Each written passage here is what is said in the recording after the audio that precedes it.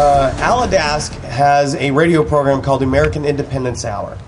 And he also ran at one time for the Texas Supreme Court. And he's going to speak to us on the Declaration. Al?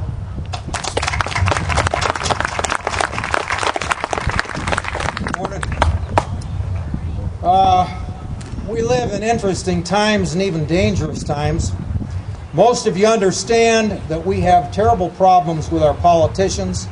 I routinely describe the people in Washington as a pack of treasonous whores. They are for sale to the highest bidder. And that's not hyperbole, that's not rhetoric, that's the truth of the matter. Your congressmen, in most instances, there might be 5 congressmen, there are no senators who are not for sale to the highest bidder. It's the way the system works. It's part of the reason why we hear that the Congress doesn't even read the laws that they're enacting. Now, the reason you elect a congressman, you elect a senator, you elect any politician is because you believe that man or woman has the same system of values as you do. And therefore, when they sit there in that seat in the Congress and a law is placed in front of them and they say, should I vote for this or not, they read it. And they exercise that system of values which you believe is similar to your own. And therefore, they will vote as you would vote. But if they don't even read the bill, what difference does it make what their system of values is? You could send a chimpanzee, you can send a serial killer, you can send a child molester to Washington, and if none of them read the bill, what difference does their system of values make? Point 1. Point 2. If they don't read the bills, how do they know what bill to vote for or vote against? Now, it means either there's a psychic up there, they're calling the 1-800 or the 1-900 psychic hotline to find out what bill to vote for, or somebody's telling them. Somebody's coming up and telling the congressman and said, vote for this bill, vote against that one, vote for these. You got that now? And they're saying, yes, boss, we'll vote for whatever you say. The point is, whoever tells them how to vote, that's who they truly represent. They come down here every couple of years to get reelected by you folks, and they promise they're going to reelect or they're going to represent you. They don't represent you. They represent whoever is telling them how to vote. That's who they represent.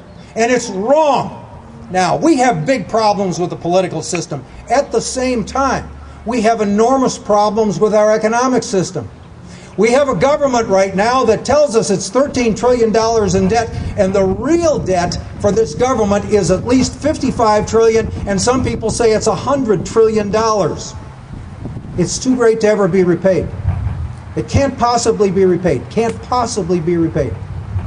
And it's difficult. The consequences, we have a foreclosure system that has become nothing but a racket, and that evidence is just beginning to come before the public right now. It'll be exposed in the near future. It's going to collapse a couple of major banks, more than likely. Some wealthy and powerful people should be going to prison. The question is, my question for you, what is our biggest problem? Is it political or is it economic? Like a show of hands, how many think it's primarily political? How many of you think it's primarily economic? Well, I'm going to tell you that I think you're both wrong. All right?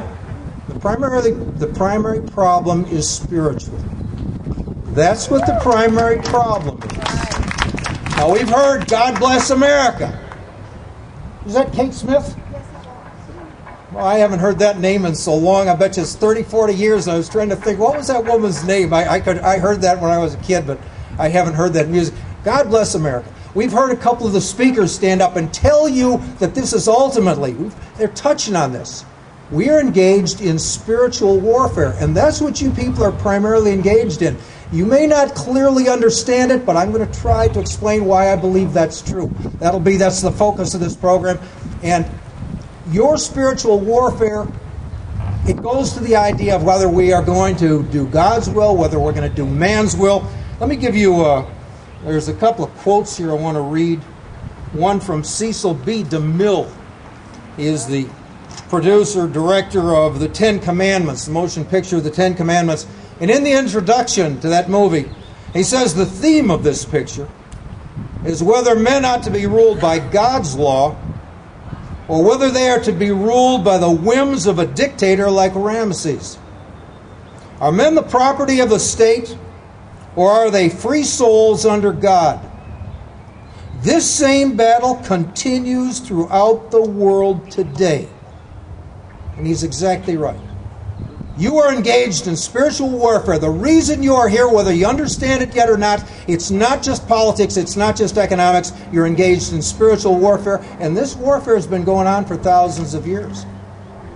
President John F. Kennedy, in his inaugural address in 1961, January 21st, he said in part, "The world is very different now, for man holds in his mortal hands the power to abolish all forms of human poverty and all forms of human life.